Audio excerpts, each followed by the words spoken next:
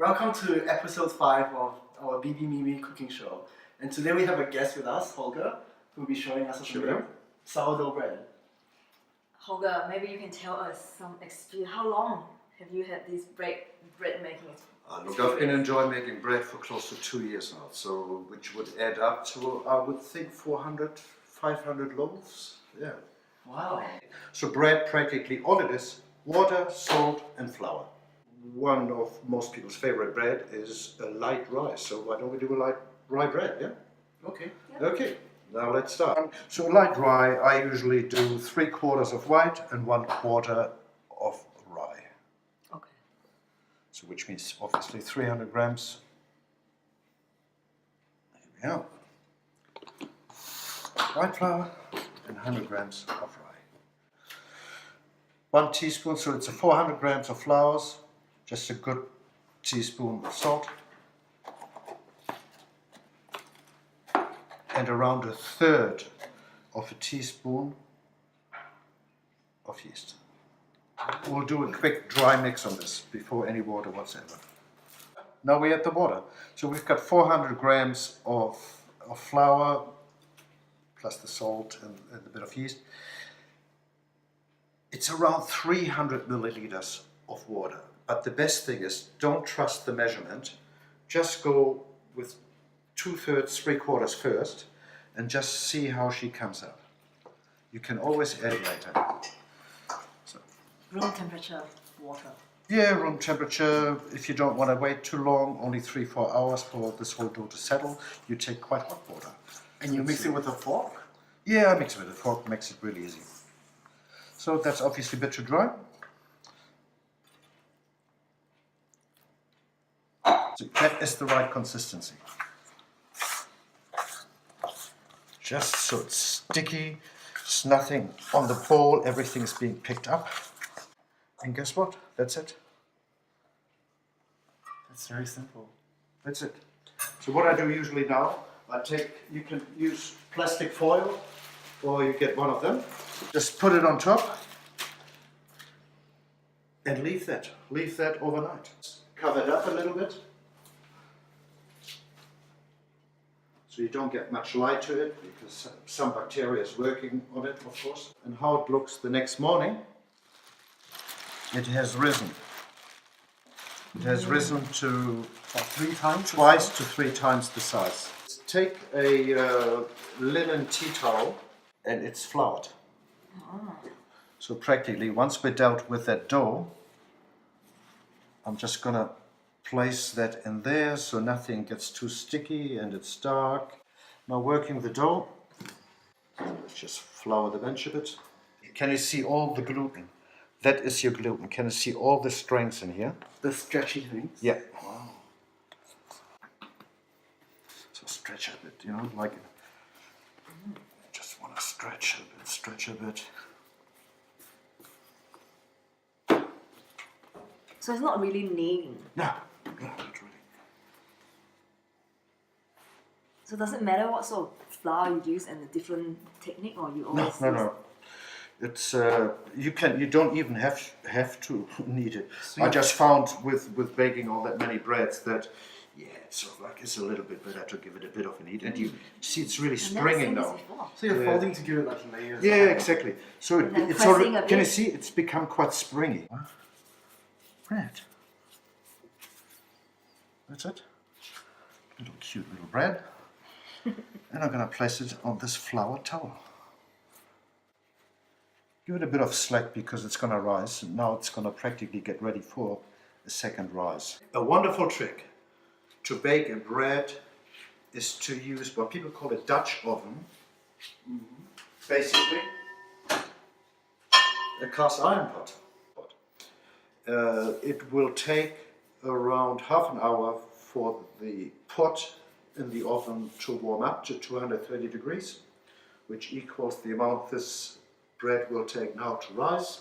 If you might remember the tiny little parcel we had earlier, you can see that's risen quite nicely. The oven is heated up to around 230 degrees, the pot in it. And we've got to be really quite quick. You don't want to touch this. This is very hot. So take the loaf, place it in there, looks pretty good. Usually you want to smash it a little bit so the bread has got it a little bit easier to expand. So here we are, it's all in there. So lid on, into the oven, and we'll leave it for half an hour. And it's time for us to have a look at the bread, see how fast it's developed, and take the lid off. This will now be a little bit drier, so we're going to start creating the crust practically. Give another 5 to 10 minutes. So let's have a look. Take the pot out. We'll put it back in the oven just for another 5 minutes, just for the heat and moisture to get out, and for the crust, we can switch it off. Wow. Wow. So here we go. You can even hear it. Wow. It's a nice sound. There's a real crust right now. So can we eat it straight away? Or? No, this is a dense rye bread, so I would think 2 hours, until it's cooled down. Thanks, Holger, for Thank coming you to our very show. much. Cheers. Our guest. It's been a pleasure. Now we are moving over to Byby's house to make another bread. Oh yes, one of my childhood favorite, that is. And don't forget, tomorrow night we're having our private exclusive champagne party where we're going to be reviewing 2 types of champagnes, and that is for our first year birthday for Byby Mymy cooking show, right? Yes, I'm very excited about that, Mimi. Do you like my shirt? Yeah, very cute. Okay, let's go to Byby's house. Okay, so Byby, what is this childhood favorite that you're going to make for us today? It's called Ham Jin Bang, What does that in mean? Cantonese. Oh, Cantonese. So in English, it literally means savoury fried bread. So okay? where did you get this recipe from? This is my mom's recipe. Okay. So to make this, you need 250 grams of plain flour, half a tablespoon of yeast, dry yeast, 25 grams of sugar, 40 ml of cooking oil, so just any flavourless oil, and 150 ml of warm water. So I'm just going to mix all this in there. Would you like me to make you a drink, Byby? Okay. Okay, let's have some champagne, okay? So we're just going to stir this in slowly with the water, and then stir it into a paste.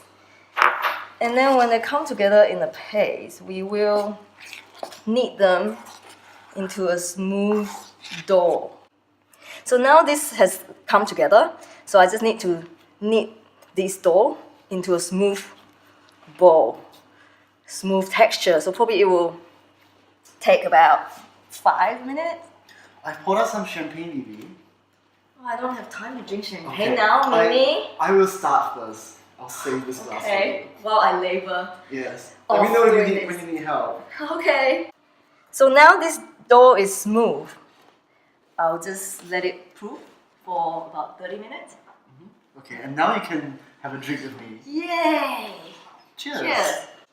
Now that the dough is risen, so I'll just cut it into half so it's easier to manage. And then I'll just roll this out into a rectangular shape.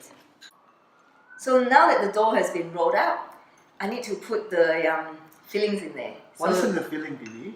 Oh, this is 5 spice powder with sugar and salt. So the proportion is about 3.5 teaspoons of 5 spice powder and 3 teaspoons of sugar and 1 teaspoon of salt.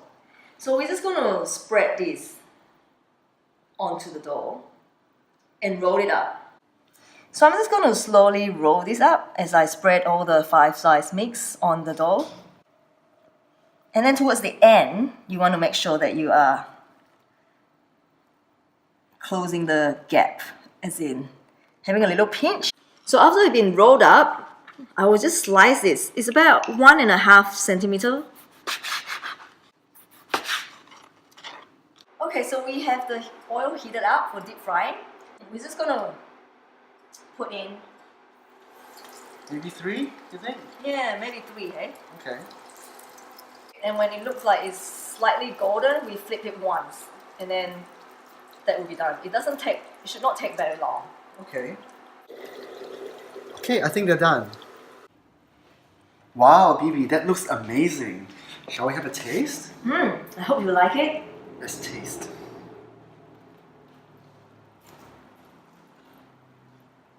It's fluffy inside. Wow, it's delicious. Reminds me of my childhood.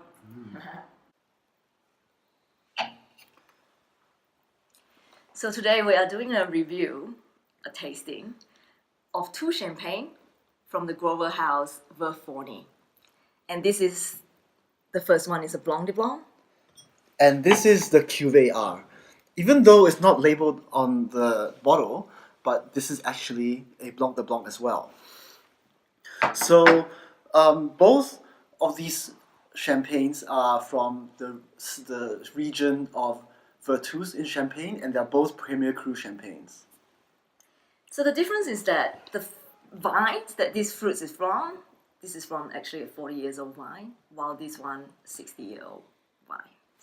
And this one, the Blanc de Blanc, has been aged on lees for 7 months, and the Cuvée R was aged on lees for 18 months. So it's actually much longer, hey? Yes. So do you think we will pick that up on the tasting? I'm pretty sure we will. Okay. So what interests us the most is actually the dosage in this wine. So this house seems to have this preference for low dosage wine, do you think? Mm-hmm.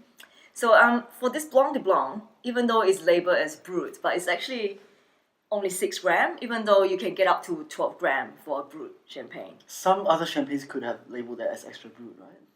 Do you think for 6? I think so. Oh, okay. Yeah.